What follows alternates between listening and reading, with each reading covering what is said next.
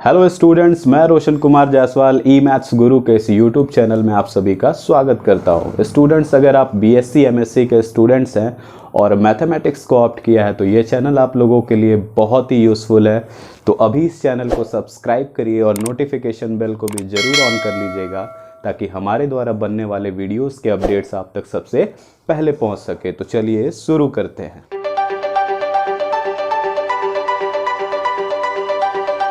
Students, आप लोगों ने कमेंट करके मुझे कुछ थ्योरम्स के बारे में बोला था बताने के लिए, चूँकि मेरी तबीयत बहुत लंबे अरसे से ख़राब चल रही थी इसलिए मैं वीडियोस नहीं अपडेट कर पा रहा था।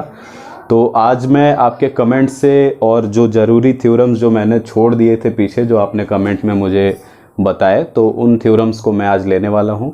वो थ्योरम्स है आइसोमॉर्फिज्म थ्योरम से। पहला थ्योरम मैंने बता दिया था, फंडामेंटल थ्योरम ऑफ होमोमॉर्फिज्म, वो भी आइसोमॉर्फिज्म का ही थ्योरम है, पहला थ्योरम। दो और थ्योरम्स है उसमें, जिसमें सेकंड थ्योरम ऑन आइसोमॉर्फिज्म आज हम लोग करने वाले हैं। तो सेकंड थ्योरम ऑफ आइसोमॉर्फिज्म को करने से पहले दो इंपॉर्टेंट थ्योरम्स है जिनको हमें करना ज़रूरी है, क्योंकि इन दोनों थ्योरम्स का यूज़ हमें सेकंड थ्योरम ऑफ आइसोमॉर्फिज्म में करना है। तो पहले उन दोनों थ्योरम्स को देख लेते हैं, फिर जस्ट उसके बाद हम लोग तुरंत सेकंड थ्योरम पे आ जाएंगे। तो उनमें से पहला थ्योरम है आपके लिए, if H and K are two subgroups of G such that H is normal in G, then prove that HK is subgroup of G and H is normal in HK। क्या बोला जा रहा है आपसे कि अगर G कोई group है और H के जो है, H और K अलग अलग इसके सब ग्रुप्स हैं, तो आपको ये शो करना है कि H के जो है इसका सब ग्रुप होगा, लेकिन उसके लिए H का नॉर्मल होना जरूरी है। यानी G के दो सब ग्रुप्स आपके पास हैं H और K, उनमें से कोई एक नॉर्मल है तो इनका प्रोडक्ट यानी H के भी इसका सब ग्रुप होगा। हमको ये प्रूफ करना है, यही प्रूफ करना है हमको। तो आइए प्रूफ करते हैं। तो हमारे पास क्या है, पहले हम लोग यहीं से स्टार्ट करते हैं। हमारे पास है लेट H। अब H के एलिमेंट्स को भी हम लोग कंसीडर करके दिखा रहे हैं कि H के एलिमेंट्स कैसे होंगे। तो H के एलिमेंट्स सपोज करिए ऐसे होंगे, H1, H2, H3 and all. And K के एलिमेंट्स इसी तरह दिखाना चाहें तो स्मॉल लेटर्स से दिखाएंगे, K1, K2, K3 and all। B 2 सब ग्रुप्स, ये दिया हुआ था हमारे पास कि H और K दो सब ग्रुप्स है, तो हमने दिखा दिया कि भैया ये दो सब ग्रुप्स हैं हमारे पास, सच दैट। अब उसमें आगे भी बोला है कि H is normal in G। H normal सब ग्रुप है, केवल सब ग्रुप नहीं है, नॉर्मल सब ग्रुप है। H is normal in G। अब हमको पहला यही प्रूफ करना है कि H के सब ग्रुप है, तो पहले H के एलिमेंट्स कैसे होंगे ये हमको कंसीडर करना पड़ेगा। तो we have HK is equal to H1K1, H2K2, H3K3। इसी तरह के एलिमेंट्स इस HK के अंदर आएंगे। यहाँ H हमारे पास H1, H2, H3 है और K हमारे पास K1, K2, K3 and so on है। तो H1 K1 HK में आ जाएगा। प्रोडक्ट इनके एलिमेंट्स का करते जाएंगे, जो भी प्रोडक्ट्स होंगे H और K के एलिमेंट्स के अलग अलग, वो सारे एलिमेंट्स इस HK के बन जाएंगे। अब यहाँ पे एटलीस्ट इनका आइडेंटिटी का अगर मल्टीप्लाई करें, दोनों एक ही ग्रुप के सब ग्रुप है, तो इनका आइडेंटिटी भी एक ही होगा। आइडेंटिटी एलिमेंट्स जो है मल्टीप्लाई होंगे, तो इसमें कम से कम हमारे पास आइडेंटिटी तो होगा ही होगा। तो इसका मतलब है कि ये जो सेट यहाँ पर बन के तैयार हुआ है, जिसको हमने कंसीडर किया है, इसके अंदर एटलीस्ट आइडेंटिटी तो होगा, यानी नॉन एम्प्टी सेट है। सब ग्रुप बनाने के लिए सबसे पहली चीज़ हमारे पास होनी चाहिए कि ये नॉन एम्प्टी सेट हो। अब याद करिए कि हमारे पास एक थ्योरम था कि अगर H कोई नॉन एम्प्टी सबसेट है G का, और AB दो एलिमेंट्स अगर हमने H से लिए और AB इनवर्स भी अगर इसी H में पहुंच जाता था, तो हम लोग सिंपली कह देते थे कि ये H जो है इस G का सब ग्रुप है। तो इसका मतलब ये है कि H के अगर यहाँ पर एक नॉन एम्प्टी सबसेट है G का, और ये सब ग्रुप बनना चाहता है, तो यहाँ से दो एलिमेंट्स लिए जाए और एक एलिमेंट का दूसरे एलिमेंट के इन्वर्स से प्रोडक्ट कराने पर अगर वो भी HK में चला आया तो हम कह देंगे कि सब ग्रुप है। हमारी पहली लाइन प्रूफ हो जाएगी। तो आइए देखते हैं, पहले यहाँ से दो एलिमेंट्स ले लेते हैं। नाउ H1K1 को प्रोडक्ट कराना है H2K2 के इन्वर्स से। हम यहीं से स्टार्ट कर रहे हैं। अब इसको देखना है कि क्या ये HK में चला जा रहा है कि नहीं। तो अगर हम इन्वर्स की प्रॉपर्टी देखें तो ये हो जाएगा H1K1 और ये रिवर्स हो जाता है और सब पे इन्वर्स लग जाता है, K2 इन्वर्स H2। अब ये K1 K2 का इन्वर्स है, K1 आपके K में है, K2 भी आपके K में ही है, तो K2 इन्वर्स भी इन्वर्स के एग्जिस्टेंस से क्या होगा, K में ही होगा। तो अगर अब देखें तो क्लोजर लॉ जो होता है हमें ये बताता है कि दो एलिमेंट्स का प्रोडक्ट जो होता है वो भी आपके ग्रुप में यानी सब ग्रुप में होता है। तो ये K1 K2 का इन्वर्स भी जो होगा वो K में है, तो इसको हम लोग मान लेते हैं ये K है। K जो है वो K के अंदर है। तो अगर K के अंदर है तो इसको लिख सकते हैं H, इन दोनों को रिप्लेस कर दिया K से, ये यहाँ इन्वर्स है H2 इन्वर्स, जहाँ K को हमने लिख दिया कि K कुछ और नहीं K1 और K2 का इन्वर्स है। यहाँ पर दिखा दिया इस चीज़ को। अब इस चीज़ को दिखाने के बाद इसके बाद तो चीज़ आगे नहीं बढ़ रही है, तो अब हम क्या करेंगे कि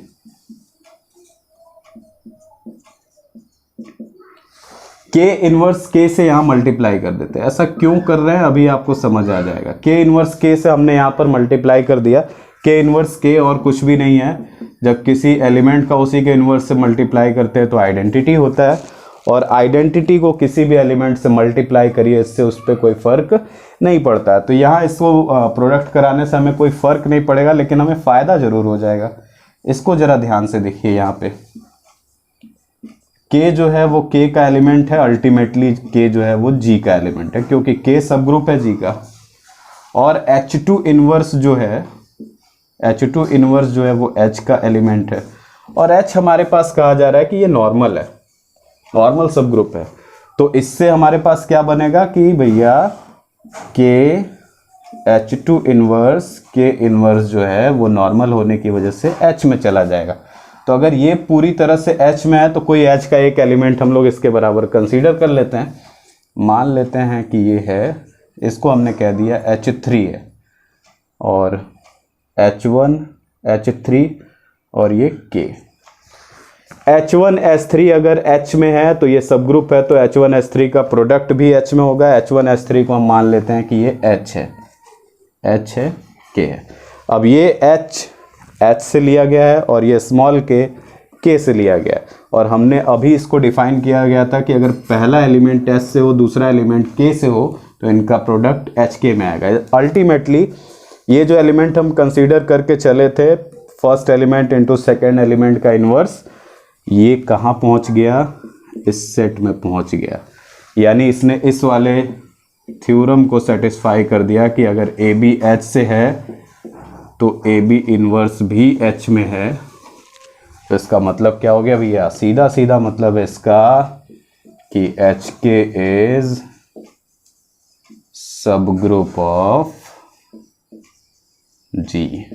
तो पहली चीज तो हमारी यहां पर पूरी हो गई। अब हमको दूसरा दिखाना है कि H नॉर्मल है इसी HK में। दिखाने के लिए हम लोग क्या कर सकते हैं, नॉर्मल के लिए क्या होता है, नॉर्मल सब ग्रुप बनने के लिए ये होता था कि भैया H अगर कोई सब ग्रुप है, यहाँ से हमने एक एलिमेंट लिया, और G कोई ग्रुप है, यहाँ से हमने कोई एक एलिमेंट लिया।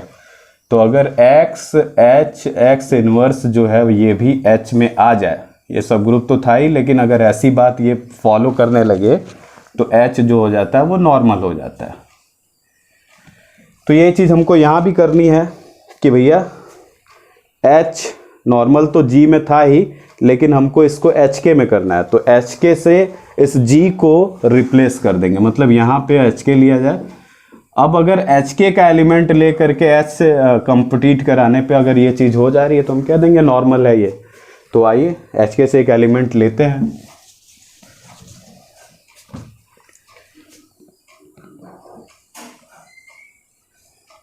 सपोज करिए कि हमने एक एलिमेंट x जो है वो HK से ले लिया।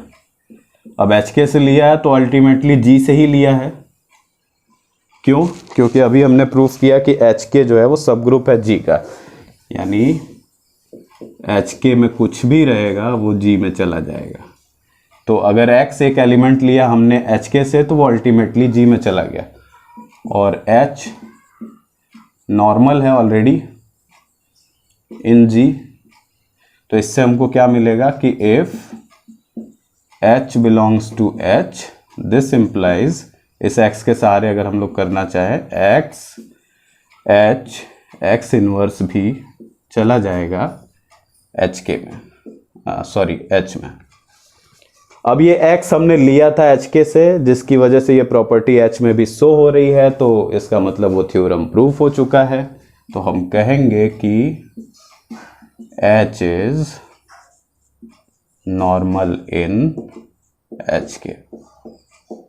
ये थ्योरम्स बहुत इंपॉर्टेंट है सेकंड थ्योरम ऑफ आइसोमॉर्फिज्म के लिए। हमने क्या देखा कि H और K अगर दो सब ग्रुप है किसी ग्रुप G के, और उन दोनों में से कोई एक सब ग्रुप जो है वो नॉर्मल है, यानी H नॉर्मल है G में, तो HK जो होगा उस ग्रुप का सब ग्रुप माना जाएगा, और जो वो नॉर्मल था ग्रुप के लिए वो इस सब ग्रुप के लिए भी नॉर्मल होगा। इसको हमने ये बाकायदे प्रूफ करके देखा। तो अब चलते हैं इसके बाद सेकंड थ्योरम के तरफ। दो थ्योरम्स मैंने बोले थे, उसके बाद फिर सेकंड थ्योरम ऑफ आइसोमॉर्फिज्म आएगा। तो आइए देखते हैं सेकंड थ्योरम। तो यहाँ पर इस दूसरे थ्योरम में भी उसी के जैसा लगभग स्टेटमेंट है कि H और K दो सब ग्रुप्स हैं किसी ग्रुप G के, और ऐसे हैं कि H जो है वो नॉर्मल है G में। तो आपको ये शो करना है कि H इंटरसेक्शन K जो होगा वो नॉर्मल सब ग्रुप ऑफ K होगा। याद रखिएगा K है यहाँ पे, G नहीं है, और G के लिए करने चलेंगे भी तो आपको कभी मिलेगा और कभी नहीं मिलेगा। ये भी एक थ्योरम है कि H intersection may not be normal in G, तो उसको हम लोग बाद में देखेंगे, अभी हमको इसकी ज़रूरत है, इसको हम लोग अभी करते हैं। क्या है थ्योरम कि H और K दो सब ग्रुप्स हैं G के, और ऐसे हैं कि H नॉर्मल है G में, तो H इंटरसेक्शन K जो होगा वो नॉर्मल सब ग्रुप ऑफ K होगा। इंटरसेक्शन के बारे में अगर बताएं आपको, तो जैसे सपोज करिए कि ये एक सेट है H और ये एक सेट है K, तो दो सेट्स के बीच में जो कॉमन एलिमेंट्स होते हैं वही रिप्रेजेंट करता है H इंटरसेक्शन K को।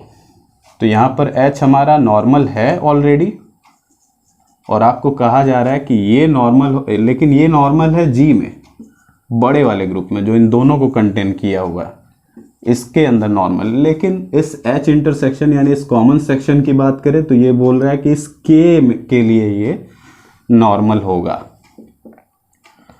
तो what is theorem all about आप समझ चुके होंगे। तो आइए इसको प्रूफ करके देखते हैं। तो प्रूफ करने के लिए वैसे ही जैसे अभी इसके पीछे शुरू किया था, H और K हमारे पास है सब ग्रुप्स। प्रूफ स्टार्ट करते हैं। लेट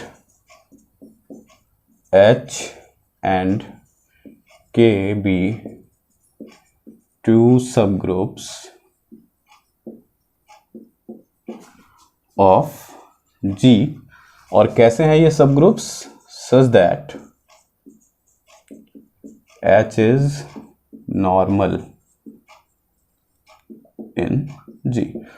इसका मतलब H और K दो सबग्रुप्स तो है ही, और H ऑलरेडी नॉर्मल सबग्रुप है G के लिए।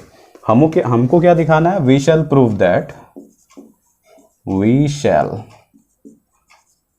That H intersection K is normal in K।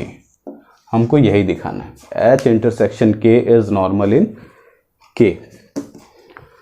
तो H इंटरसेक्शन K का मतलब क्या होगा? अगर इससे देखें तो यहाँ पर अगर हम कोई एलिमेंट X लेते हैं, सपोज करिए कोई एलिमेंट T लेते हैं, तो वो T देखिए H में भी है और वही T K में भी है। दिस मीन्स कि अगर T belongs to H intersection K है, तो इसको अगर अलग अलग लिखना चाहें तो T बिलोंग्स टू H भी होगा and T belongs to K भी होगा। इस चीज़ को हमें ध्यान रखना है। लेट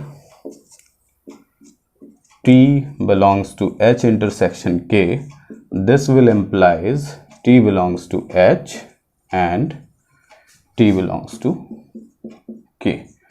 हमको करना क्या है, अब अगर ये नॉर्मल होना चाहता है K में, तो याद करिए जैसे हम लोग करते हैं, H हमारे पास एक सब ग्रुप है, G हमारे पास एक ग्रुप है। ये अगर नॉर्मल सब ग्रुप बनना चाहता है तो यहाँ से एक एलिमेंट लेंगे, एक एलिमेंट यहाँ से लेंगे, और अगर इसका element X inverse H X या X H X इनवर्स ऐसे ऑपरेट कराने पर भी ये अगर H में चला आता है तो हम कह देंगे भैया कि H नॉर्मल सब ग्रुप है। तो ठीक उसी तरीके से H इंटरसेक्शन K और K के बारे में हमको बात करनी है। तो K ग्रुप के जैसे होगा, तो सपोज़ करिए यहाँ पर X है और T हमने H इंटरसेक्शन K से लिया है। तो अगर X T X इन्वर्स भी चला आए H इंटरसेक्शन K में, तो हम लोग कह देंगे कि भैया H इंटरसेक्शन K नॉर्मल सब ग्रुप है। इतनी बातें करनी है। अब कैसे करें, तो हम क्या करते हैं ना, K से एक एलिमेंट ले लेते हैं। हमको यहाँ पे K से एक एलिमेंट चाहिए, तो K से एक एलिमेंट ले आते हैं। तो let X belongs to K। अब K से हमने एलिमेंट लिया है और ये K है तो G के ही अंदर, तो यहाँ से अगर कोई एलिमेंट लेते हैं तो वो अल्टीमेटली G में चला ही जाएगा। तो this will implies X belongs to G। अब T अगर वहाँ से हमने लिया एक एलिमेंट, वी हैव यहाँ पर हमने लिया हुआ already, T belongs to H intersection K and X belongs to K हमारे पास ऑलरेडी है। एक सेकेंड, एक मिस्टेक भी हो रही है। इसको नॉर्मल बनना है तो पहले इसको इसका सब ग्रुप भी तो बनना पड़ेगा। पहले सब ग्रुप बन जाए तब उसके बाद ये नॉर्मल बनेगा। तो थोड़ा सा मिस्टेक यहाँ पर हुआ हम लोगों से, कोई बात नहीं। H इंटरसेक्शन K में कम से कम इन दोनों के एक आइडेंटिटी एलिमेंट तो आएगा ही यहाँ पर। इसका मतलब है कि ये नॉन एम्प्टी तो है ही, नॉन एम्प्टी है और K के अंदर ये कंटेंट भी है। ये पूरी तरह से K के अंदर कंटेंट भी है और K क्या है, K एक ग्रुप है, सब ग्रुप है, तो ऑब्वियसली है कि ये एक ग्रुप है। तो यहाँ पर हम कह सकते हैं कि H इंटरसेक्शन K जो है इज सब ग्रुप ऑफ K। सब ग्रुप तो बन गया, अब नॉर्मल बनना है। तो नॉर्मल बनने के लिए फिर वही करते हैं भैया कि let X belongs to K, this will imply X belongs to G। अब हमको बस यही ध्यान रखना है कि इसको हमको दोनों के अंदर पहुंचाना है। तो पहले H के अंदर पहुंच जाए फिर K के अंदर पहुंच जाए तो काम बन जाएगा हमारे लिए। तो पहले H के अंदर पहुंचाना तो आसान है क्योंकि H एक नॉर्मल सब ग्रुप ऑलरेडी है। तो यहाँ से हमारे पास है कि T belongs to H, we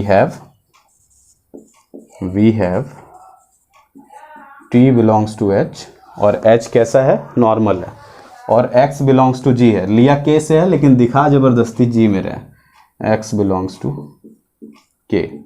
तो this will imply T X T inverse belongs to H।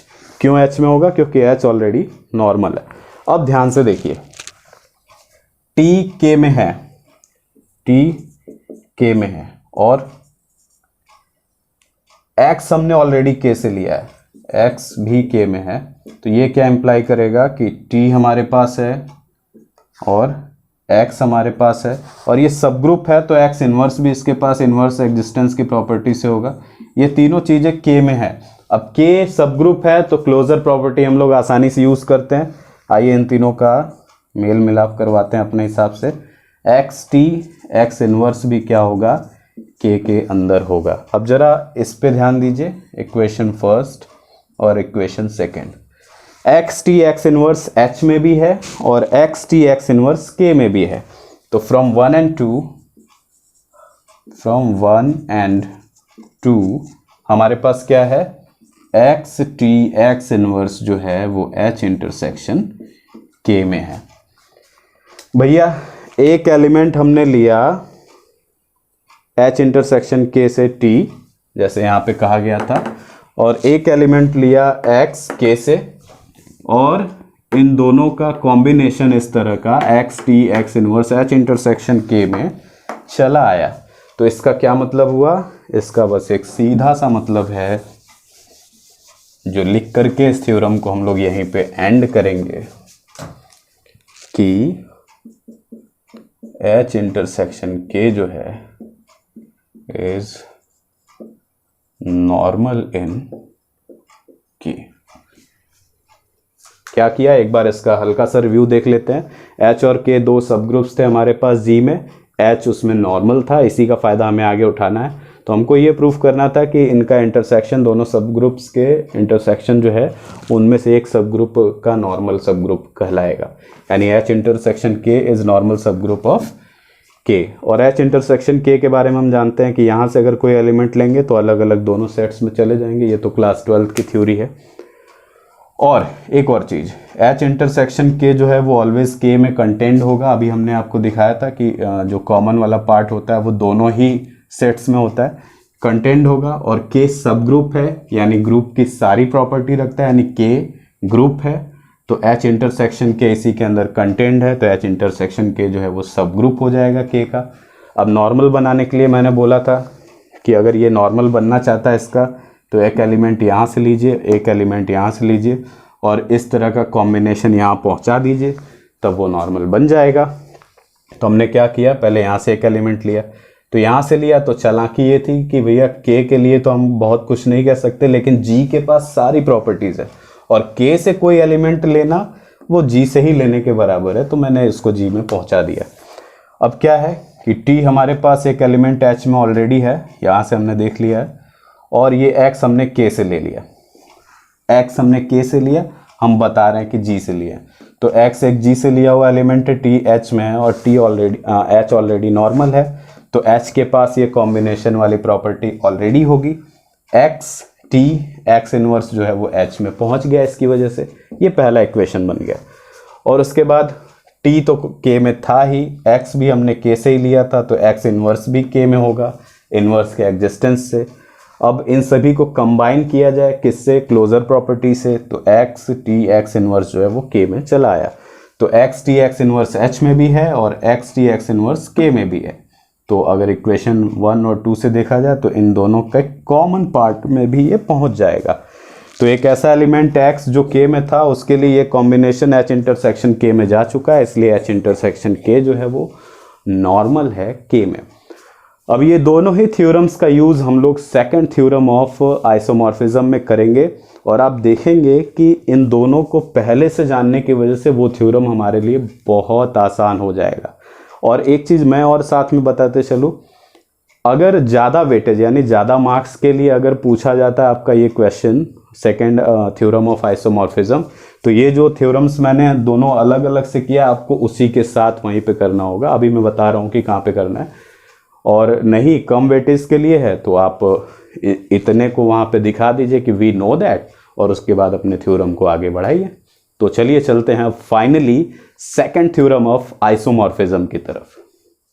तो फाइनली हम लोग आ चुके हैं सेकंड थ्योरम ऑफ आइसोमॉर्फिज्म, और क्या है एग्जैक्ट स्टेटमेंट देख लेते हैं इसका। If H and K are two subgroups of G such that H is normal in G, then HK upon H is isomorphic to K upon H intersection K। आप देख पा रहे हैं कि पिछले जो दो थ्योरम्स हमने पढ़े उसी के जैसा लगभग स्टेटमेंट है, और ये बस एक लाइन चेंज कर दी गई है। तो उन दो थ्योरम्स का यहाँ पे क्या रोल है, उन दोनों थ्योरम्स में हमने सीखा था कि H is normal in HK और H intersection K is normal in K। क्या यूज़ है यहाँ पे भैया, ये कौन सा ग्रुप है, ज़रा ध्यान से देखो, ये कोशेंट ग्रुप है, और कोशेंट ग्रुप बनने के लिए ये जो यहाँ डिनोमिनेटर में होता है इसको नॉर्मल होना पड़ता है अपने न्यूमरेटर का। तो हमने इसकी तैयारी तो पहले से ही कर ली है। अब हमें करना क्या है यहाँ पर, फाइनली हमें करना क्या है, तो उसका एक मैं आपको ओवरथ्रू दिखा रहा हूँ कि जैसे फंडामेंटल थ्योरम ऑफ होमोमॉर्फिज्म क्या कहता है।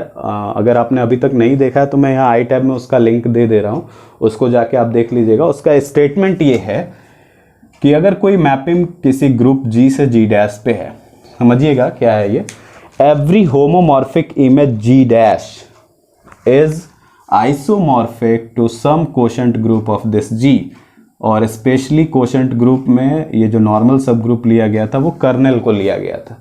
यही था फंडामेंटल थ्योरम ऑफ आइसोमॉर्फिज्म, यानी 3 थ्योरम्स में से पहला थ्योरम ये है और दूसरा ये हम लोग अभी करने जा रहे हैं। इस पहले थ्योरम को हम लोग यहाँ पर यूज़ करेंगे। तो यहाँ पे क्या करेंगे हम लोग कि K से इस HK/H के लिए एक मैपिंग कंसीडर करेंगे, F K from HK to H। अब हम यहाँ पर दिखाएंगे कि ये HK/H जो है, ये जो कोशेंट ग्रुप है, इसका होमोमॉर्फिक इमेज है। होमोमॉर्फिक इमेज दिखाने के लिए हमको ये करना होगा कि ये ऑन्टो होमोमॉर्फिज्म है, हमको ये प्रूफ करना पड़ेगा। अगर हम ये दिखा पाते हैं कि ये ऑन्टो होमोमॉर्फिज्म है, ये मैपिंग, तो हम ये कह पाएंगे कि ये होमोमॉर्फिक इमेज है। और ये फंडामेंटल थ्योरम ऑफ होमोमॉर्फिज्म हमें ये बताएगा कि ये जो होमोमॉर्फिक इमेज है ये आइसोमॉर्फिक होगा to some quotient group of this group. तो कोशेंट ग्रुप इसके हिसाब से हम लोग कर्नेल को ही लेंगे। फिर बाद में हम ये क्लेम करेंगे कि यहाँ पर जो कर्नेल है, ये कर्नेल कोई और नहीं H इंटरसेक्शन K है। तो इतना ही ओवरव्यू है जिसका हम पूरा काम करने वाले हैं। आइए शुरू करते हैं इस काम को।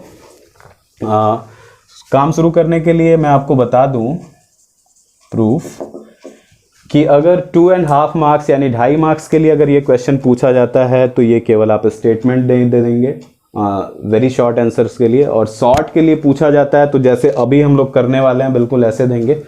और अगर लॉन्ग आंसर यानी फुल मार्क्स के लिए क्वेश्चन अगर आपसे पूछा जाता है तो यहाँ जैसे मैं शुरू करने वाला हूँ, इसके बिफोर जो 2 थ्योरम्स हमने पहले किए, वो 2 थ्योरम्स क्या थे कि H is normal in HK and H intersection K is normal in K। इन दोनों थ्योरम्स को पहले आप यहाँ पर बारी बारी से प्रूफ करेंगे, उसके बाद फिर जैसे हम लोग यहाँ प्रोसीड कर रहे हैं वो करना पड़ेगा। तो ये डिपेंड करेगा इसका आंसर राइटिंग कि कितने मार्क्स के लिए ये क्वेश्चन आया हुआ है। तो हमारे पास तीनों थ्योरम्स है एक साथ, तो हम तो यहाँ पे वी नो दैट करके बढ़ेंगे आगे। तो वी नो दैट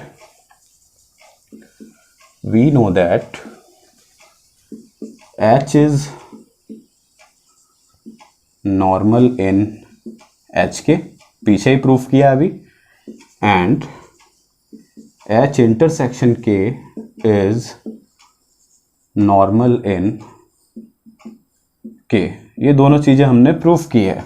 सो इससे हमको क्या मिलता है, HK/H and K/H intersection K exist as quotient group. मतलब इसको हम लोग कोशेंट ग्रुप कह सकते हैं आराम से। जब ये नॉर्मल वाला टेंडेंसी रहेगा तभी ये कोशेंट ग्रुप बनेगा, अदरवाइज इनको हम कोशेंट कह भी नहीं सकते हैं। तो कोशेंट ग्रुप्स हैं हमारे पास ऑलरेडी। अब हमको एक मैपिंग कंसीडर करना होगा from this group K to HK/S। तो आइए कंसीडर करते हैं पहले।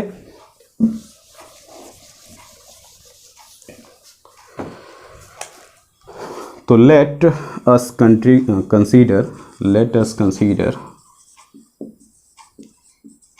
a mapping F from K to HK/H such that, अब अगर मैपिंग कंसीडर किया है तो मैपिंग का ऑपरेशन कैसा होगा ये भी तो आप बताएंगे।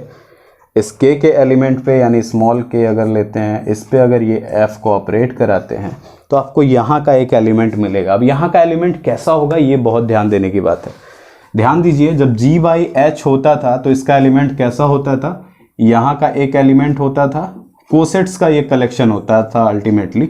तो ये H और इसका एक एलिमेंट होता था, इससे राइट या लेफ्ट से हम लोग मूव ऑपरेट कराते चले जाते थे। यानी this set will be operated by the elements of this set.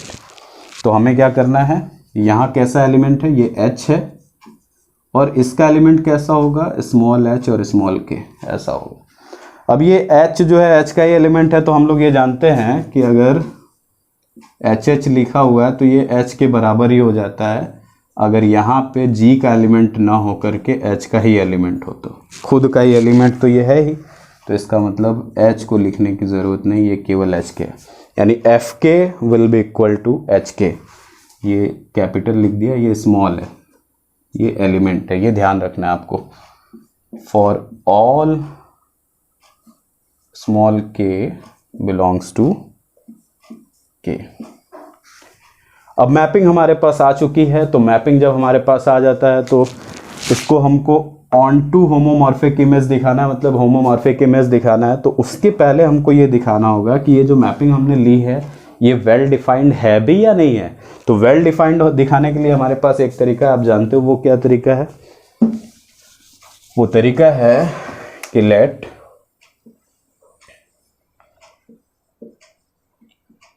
k1 and k1 k2, ये स्मॉल k1 k2 है, ध्यान दीजिएगा, belongs to k such that, हमने दो एलिमेंट्स लिए और इस प्रकार से लिए कि दोनों एलिमेंट्स इक्वल है। बेसिकली हम लोग ये जानते हैं कि अगर दो इक्वल ऑब्जेक्ट्स लेते हैं तो हमें इसके लिए दो इक्वल इमेजेस भी मिलने चाहिए। और आप ये जानते हो कि अगर दो एलिमेंट्स बराबर आपने लिए हैं तो उसके लिए राइट कोसेट्स भी जो होंगे वो बराबर होंगे। और ये कोसेट्स जो है ध्यान से देखिए तो ये इमेज के बराबर है, तो इसको हम लोग लिख सकते हैं f of k1 will be equal to f of k2। अब ध्यान से देख लीजिए भैया, दो इक्वल ऑब्जेक्ट्स आपने लिए थे जिसके लिए आपने दो इक्वल इमेजेस प्राप्त कर लिए हैं। तो ये हमें क्या इंप्लाई करता है कि f इज वेल डिफाइंड, यानी हमने जो मैप लिया है वो बिल्कुल करेक्ट लिया है। अब हमको बस दो चीज़ दिखानी है और ये तुरंत ही बन जाएगा होमोमॉर्फिक इमेज। दो चीज़ें क्या हैं? पहली चीज़ दिखानी है कि ये f जो है वो ऑनटू है, और दूसरी चीज़ दिखानी है कि यही f होमोमॉर्फिज्म को भी दिखाता है। तो f इज ऑनटू, इसके लिए हम लोग क्या करेंगे,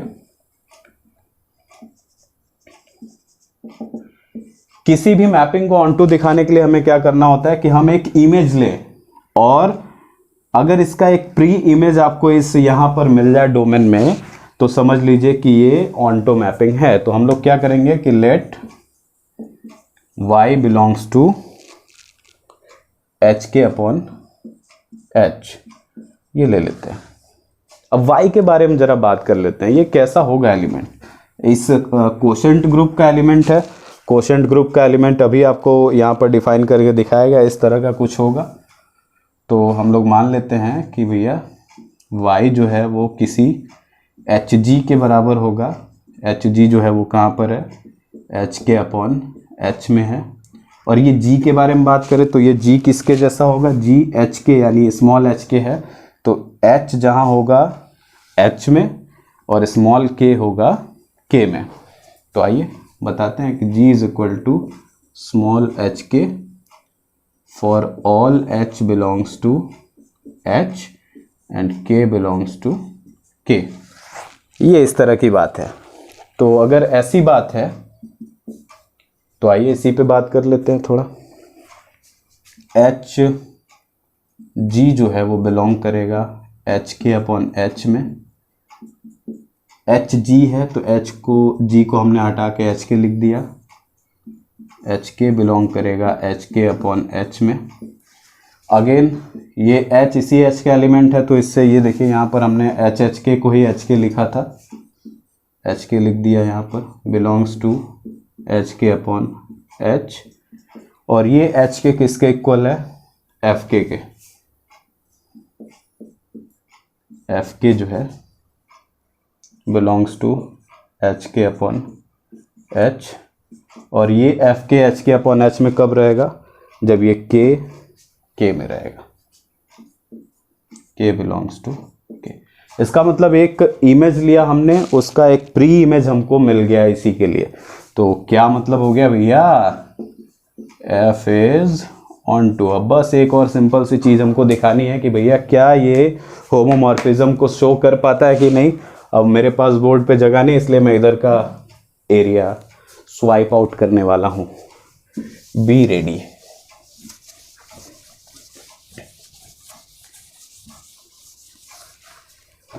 हमको क्या दिखाना है कि एफ इज होमोमॉर्फिज्म।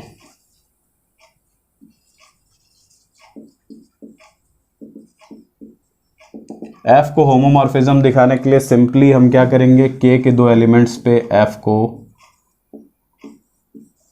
अप्लाई करेंगे। तो इससे हमको क्या मिलेगा, एफ ऑफ के जो था, याद करिए एफ ऑफ के जो था वो एच के इक्वल था, तो एफ ऑफ के वन के टू एच ऑफ के वन के टू के इक्वल होगा। सिंपल है। और ये कोसेट्स का डिफिनीशन हमको ये बताता है कि एच ऑफ ए बी है तो इसको हम लोग H A into H B लिखते हैं, तो this will be written as H K one into H K two. Now again ये मैपिंग का डेफिनेशन हमको बताता है कि एच के एफ के इक्वल होगा, तो उसी तरीके से एच के वन एफ के वन के इक्वल होगा और एच के टू एफ के टू के इक्वल होगा। और दैट्स इट। यही तो होता है हमारा होमोमॉर्फिज्म कि दो एलिमेंट्स के प्रोडक्ट पे अगर आपने मैपिंग को ऑपरेट कराया है तो उन दोनों के अलग अलग इमेजेस के प्रोडक्ट के इक्वल आना चाहिए। सो F is onto, F is homomorphism, so F is onto homomorphism.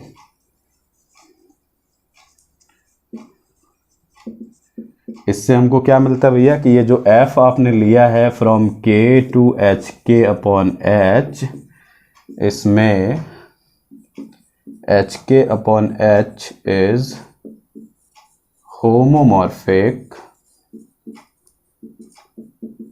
Image of K है।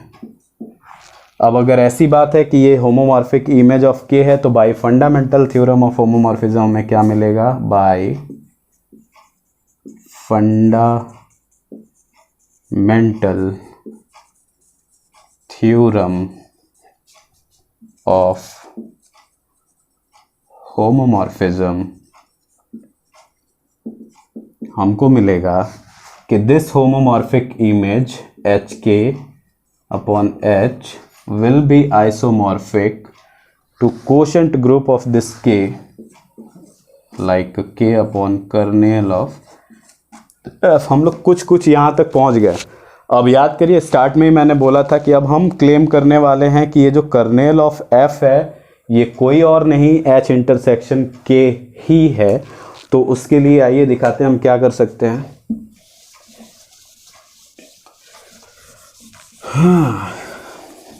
दो सेट्स को इक्वल करने के लिए हमेशा हम लोगों ने क्या किया है, जैसे सपोज करिए ए और बी को हम इक्वल करना चाहते हैं। ये क्लास 12th की थ्योरी है, अगर आपने मैथमेटिक्स पढ़ा है तो ये क्लास 12th में बताया जाता है कि जब दो सेट्स को इक्वल हमें करना होता है तो हम एक एलिमेंट x से लें और विद सम रूल ये एलिमेंट b में चला जाए तो हम कह देते हैं कि a is contained in b, यानी a पूरी तरह से b के अंदर है। और फिर हम दोबारा कोई एलिमेंट लें b से और फिर विद सम रूल ये a में चला है तो हम ये कह देंगे कि भैया b is also contained in a। तो ऐसा कैसे हो सकता है कि b a में कंटेन हो और a b में कंटेन्ड हो पूरी तरह से? ये केवल एक ही समय पे पॉसिबल है जब a b के इक्वल होता है। बस इसी चीज़ का यूज़ हम लोग यहाँ पर कर्नेल ऑफ f और h इंटरसेक्शन k के बीच में करेंगे। आइए देखिए कैसे करते हैं। कर्नेल के बारे में आप क्या जानते हैं, जैसे अगर कोई मैपिंग है f from g to g dash तो कर्नेल ऑफ f हमें ये बोलता है कि जैसे ये g है ये g डैश है, इनके बीच में ये मैपिंग f है। तो यहाँ पे कुछ ऐसे एलिमेंट्स होंगे जो केवल इसके आइडेंटिटी पे अपना, जैसे यहाँ की आइडेंटिटी कुछ भी हो, यहाँ की आइडेंटिटी अगर ई डैश है तो ऐसे एलिमेंट्स का कलेक्शन हम लोग कर ले जो यहाँ की आइडेंटिटी पे केवल अपना इमेज बनाते हैं। तो इनको अगर एक जगह इकट्ठा कर लिया जाए तो यही कर्नेल वाला सेट होता है। हम लोग ये इस बात को जानते हैं। तो इसका मतलब ये है कि कर्नेल ऑफ एफ अगर यहाँ पे बात करें इस मैपिंग के लिए तो यहाँ के कुछ ऐसे के ऐसे कुछ एलिमेंट्स होंगे जिनका कलेक्शन जो है इसके आइडेंटिटी पे, अब इसका आइडेंटिटी कौन है, इसका आइडेंटिटी यही एच है, इसके आइडेंटिटी पे ही अपना इमेज बनाते होंगे। तो आइए शुरू करते हैं भगवान का नाम लेके। हमने मान लिया कर्नेल से ही शुरू किया कि x belongs to kernel of f, तो ये हमें क्या बताएगा भैया कि इस पे fx अगर करेंगे तो हमको h मिलेगा। यही बताएगा ना कि यहाँ से हम अगर fx करते हैं अगर कर्नेल के एलिमेंट से तो इसकी आइडेंटिटी पे इसने अपना इमेज बना दिया। लेकिन इस मैप का डेफिनेशन हमको क्या बताता है? इस मैप का डेफिनेशन हमको बताता है कि f on any element will be h into that element. तो f of x will be equal to h of x is equal to h। और ऐसा कब होता है? hx is equal to h कब होगा? hx is equal to h तब होगा जब ये x जो है h का ही एलिमेंट हो। h में तो पहुंच गया और k में ऑलरेडी से था।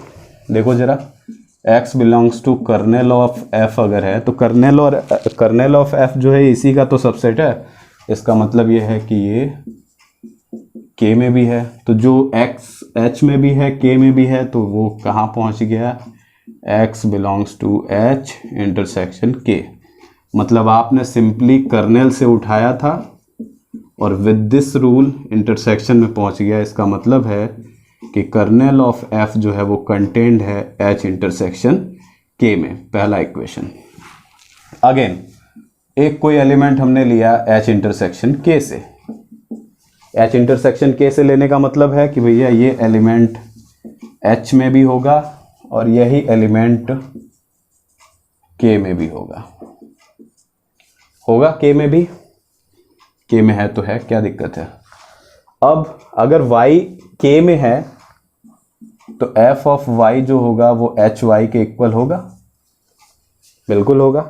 और ये y h में भी है तो दिस मीन्स कि f ऑफ y h में भी है तो ये h के इक्वल हो गया। h y will be equal to h। क्यों? क्योंकि y जो है वो h में ही है। और ऐसा कब होगा? किसी भी ऑब्जेक्ट का इमेज आइडेंटिटी पे कब बनेगा? जब ये ऑब्जेक्ट कहाँ होगा? कर्नेल में होगा। केवल कर्नेल के ही ऑब्जेक्ट्स के पास ये शक्तियां हैं कि भैया इनका इमेज हमेशा आइडेंटिटी पे बनेगा। दिस मीन्स कि आपने यहाँ से इंटरसेक्शन से एक एलिमेंट लिया और वो कर्नेल में पहुँच गया। इसका मतलब है कि कर्नेल ऑफ f जो है वो कंटेंट h इंटरसेक्शन k जो है वो कंटेंट है कर्नेल ऑफ f में। अब ये इक्वेशन 1 और 2 से हम क्या कह सकते हैं कि h intersection k is equal to kernel of f। Finally हम लोग अपने स्टेटमेंट पे आ चुके हैं। This kernel of f is equal to h intersection k हो गया। So what we have